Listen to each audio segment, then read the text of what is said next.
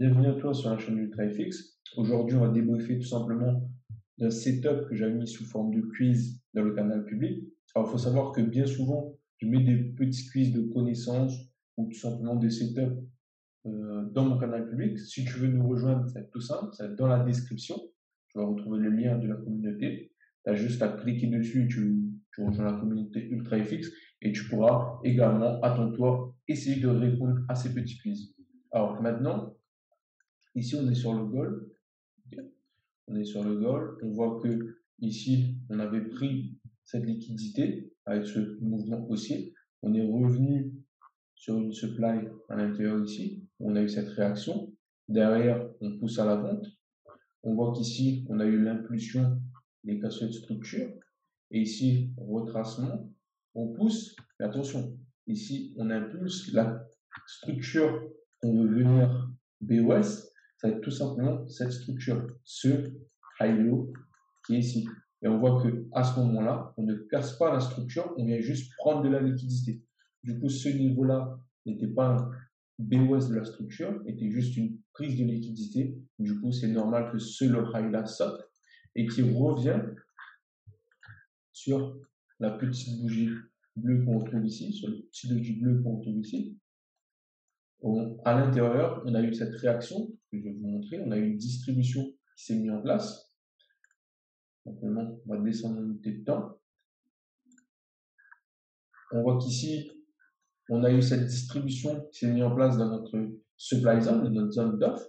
On voit qu'on a bien eu une distribution très propre avec l'arrêt, l'arrêt, le test. On voit votre BCST, UT, pour ceux qui connaissent un peu le décompte de la distribution. On voit que derrière, on pousse. On a bien notre cassure de structure qui s'est formée ici. Notre BOS de la structure. On va noter. Derrière, donc on pousse. On vient casser notre structure. La distribution qui est bien devant nous, n'oublie pas, la distribution qui est le processus de vente mis en place par le Big Boss pour faire chuter le marché. On voit que du coup, on est venu également casser le lot de notre PSY, ici, la cassure. On voit que derrière, on avait eu, du coup, impulsion, correction, et là, on voit une continuation qui s'est créée ici.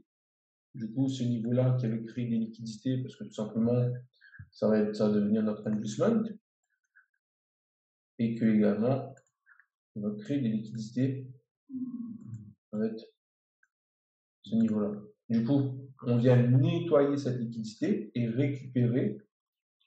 Du coup, ici, on voit une distribution qu'on avait vue dans la vidéo de la semaine dernière, la zone d'approvisionnement.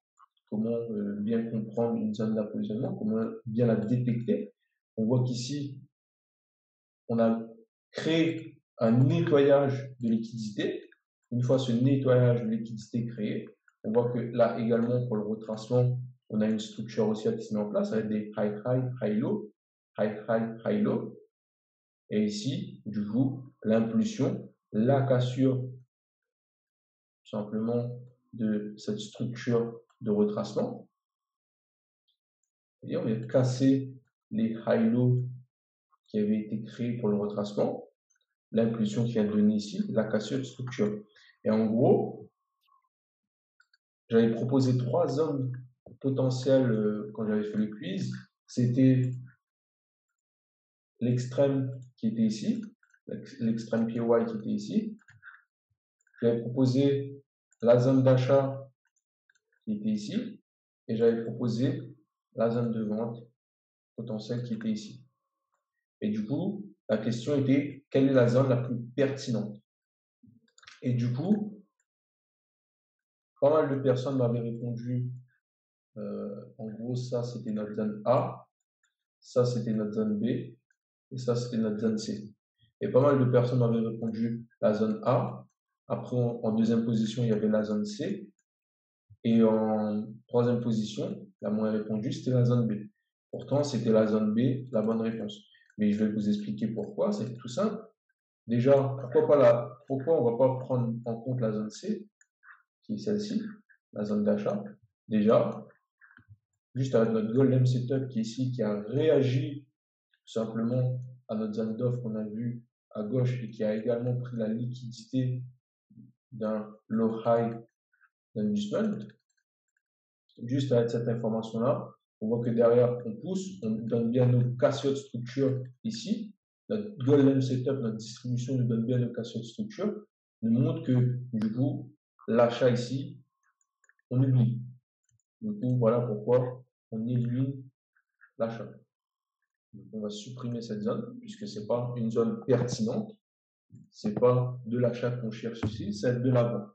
Après, moi j'avais proposé du coup comme zone de vente la zone A et la zone B.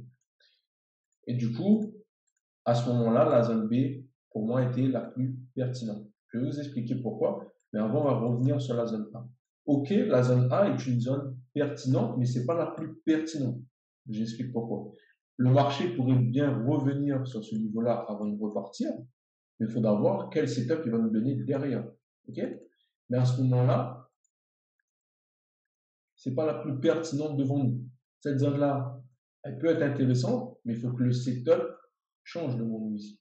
Mais pour l'instant, ce n'est pas le cas, puisque tout simplement parce que nous avons déjà ce low high qui a été créé, okay? Ce low high qui a été créé, avec l'impulsion qui donne la cassure des structures mineures de retracement ici. Vous voyez, on a créé de la structure pour retracer.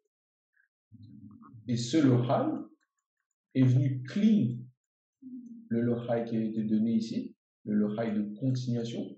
Une fois qu'on a nettoyé ce niveau-là, ce low high qui est là devient notre low high protégé qu'on va indiquer dessus. Low high protégé. Une fois qu'on a nettoyé ces liquidités et que lui, ce low high-là nous donne bien l'impulsion, la cassure de notre structure ici. Ok, maintenant, plus de doute à se faire. C'est lui notre low high protégé, c'était lui, du coup, notre zone d'entrée. Vous pouvez déjà entrer à ce niveau-là. Mais dans le cas où on a raté l'entrée qui est ici ou l'entrée qui est ici, on peut rentrer sur le marché, tout simplement avec le processus d'order flow.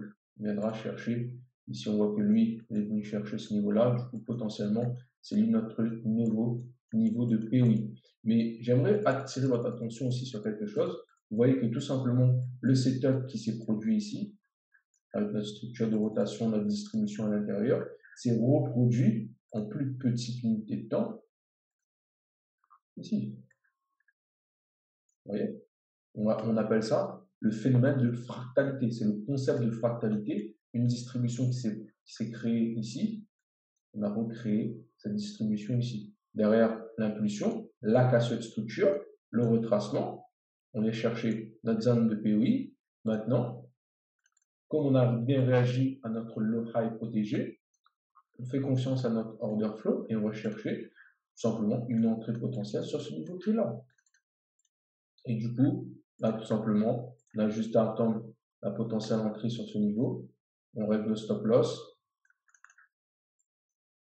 Et on peut travailler à ce niveau-là. On peut même aller à l'intérieur voir les différents bougies qu'on peut retrouver, raffiner notre PE. Là, on voit qu'on se retrouve avec du 10 pips de stop. Et derrière, les liquidités qui ont été créées sur le marché ici, ça peut être une target pour tout simplement les scalpers. Et c'est déjà du set de RR. Où là, on est entré en position et on repart. Vous voyez que même derrière, on refait le même setup. C'est-à-dire que on a higher high, higher low, higher high, higher low, higher high, impulsion, les cassures, on revient, on reteste, on repart. Toujours la même chose qui se répète. Du coup, on n'hésite pas à cliquer et à suivre le flow bearish qui est en train de se mettre en place. On voit que derrière, on pousse et on repart. Là, vous voyez que le TP1 est venu être pris. Après, là, je vous parlais de TP de scalper. Moi, personnellement, l'entrée que j'ai eue, que j'ai expliqué à mes VIP, comment je suis rentré, c'est l'entrée à ce niveau-là. Du coup, cette entrée-là, elle est prise en weak entry, c'est-à-dire l'entrée sur la mèche, par rapport à des confirmations et des confluences qu'on pouvait retrouver dans cette distribution. Du coup, derrière, on voit que là, on pousse. On a déjà le TP1, tout simplement du scalper qui a déjà été touché, qui a déjà été atteint. Maintenant, on va voir les TP, tout simplement, des gars qui font de l'intra et des gars qui font du swing. Moi, personnellement, quand je suis passé en 30 minutes, j'avais cette target en TP1. Je vais tout simplement vous la montrer, celle-ci. Okay. Du coup, ça, c'était mon TP1. L'attaque qui est ici. Mon TP2 était ce niveau qui est là. Et après, on allait chercher directement la zone de demande qu'on a à ce niveau-là. Okay. Là, on a un trade pour les intra-swing, pour les personnes qui font de l'intraday et du swing trading. Derrière, on va aller chercher nos targets. On peut le voir. Là, on voit qu'on va chercher le TP1. Personnellement, j'ai repris une position pendant l'open du marché à ce niveau-là pour repartir à la vente. Vous voyez que derrière, on pousse. Le TP1 qui a été pris ici pour les intraday, le TP2 également ici, et après le TP3 qui est venu avec le temps.